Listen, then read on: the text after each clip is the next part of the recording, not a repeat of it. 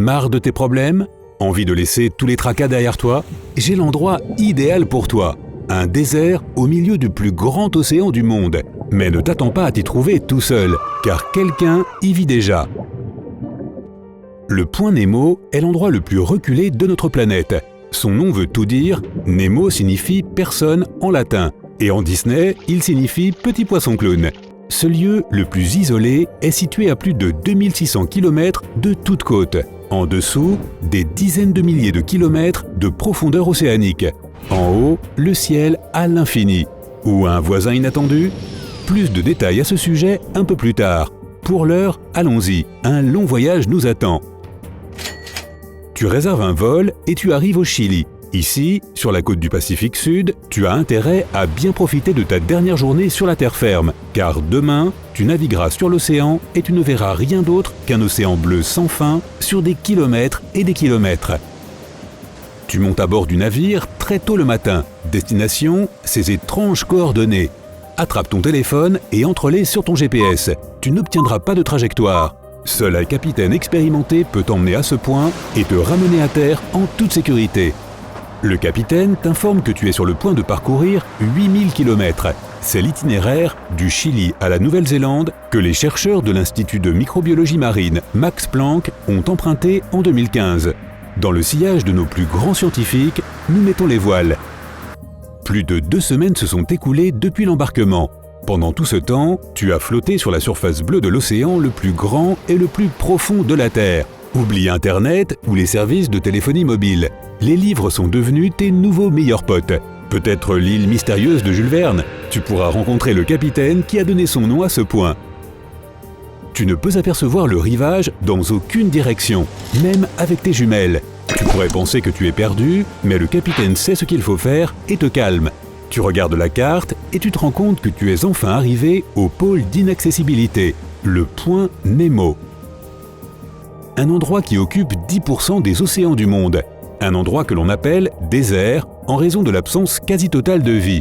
Mais ce n'est pas aussi sinistre et effrayant que ça en a l'air. C'est même très beau.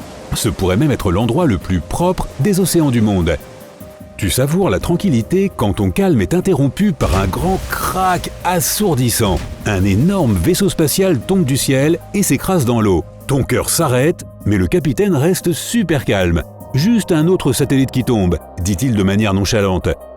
Oui, le point Nemo est aussi appelé le cimetière des vaisseaux spatiaux. Les déchets spatiaux, les cargos et les satellites endommagés y tombent parce que c'est l'endroit le plus sûr sur Terre pour les larguer. La plupart des satellites brûlent dans l'atmosphère, mais ceux qui parviennent à survivre tombent dans l'océan et coulent tout au fond. Mais il y a autre chose de trop cool au sujet de l'espace et de cet endroit. Ici, à l'endroit le plus isolé de la planète, tu es en fait beaucoup plus proche des astronautes de la Station spatiale internationale que de n'importe quel humain sur Terre. L'ISS orbite à seulement 400 km au-dessus de la surface. Je crois que c'est beaucoup moins que 2600, si mes calculs sont corrects. Les chercheurs décrivent cet endroit comme la région la moins biologiquement active des océans du monde. C'est parce que les courants riches en nutriments ne peuvent pas l'atteindre. Il n'y a donc pas de nourriture pour que la vie se développe. C'est aussi trop loin pour que les vents puissent y transporter des matières organiques. Malgré tout cela, la vie a en quelque sorte trouvé un chemin. À une profondeur de 20 à 5000 mètres, les chercheurs ont trouvé des bactéries qui avaient été découvertes plus tôt dans d'autres parties de l'océan.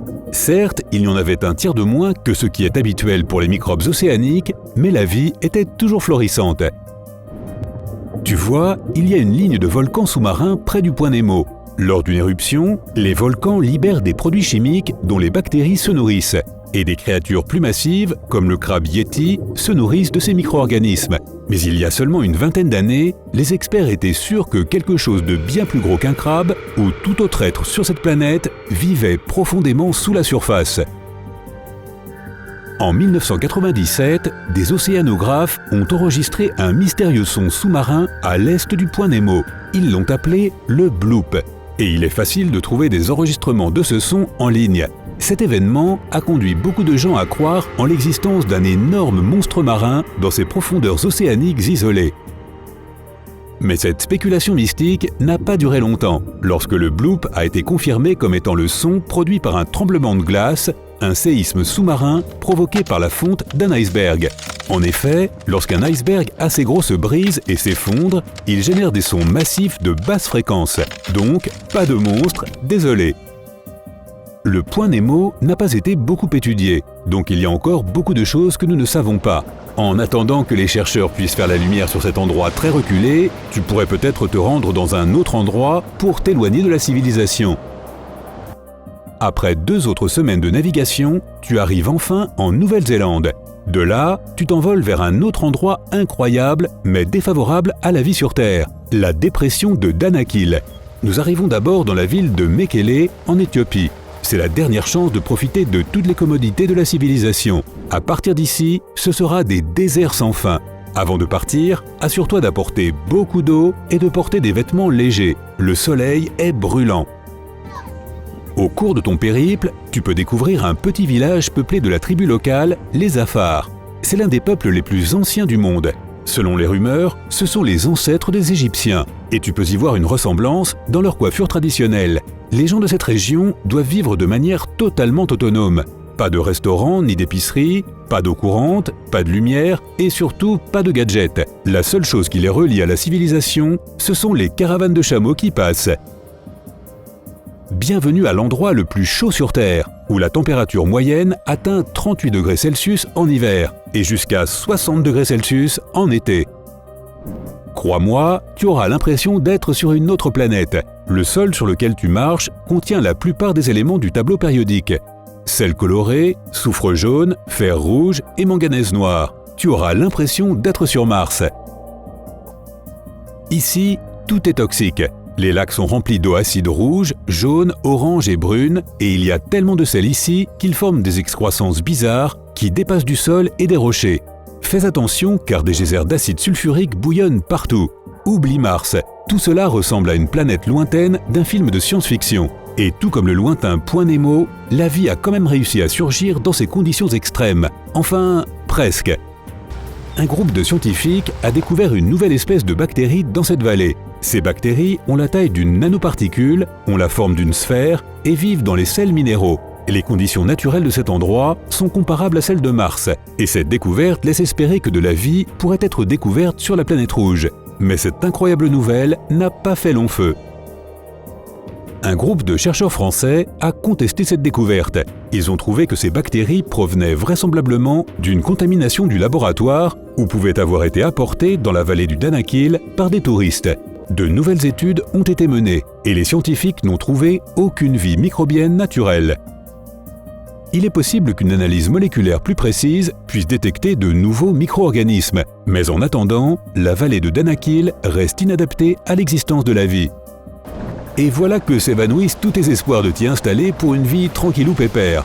Bon, eh bien écoute, tu n'as qu'à te blottir dans ton canapé avec un bon bouquin ou de la musique relaxante ou encore une autre vidéo sympa. Ça devrait faire l'affaire.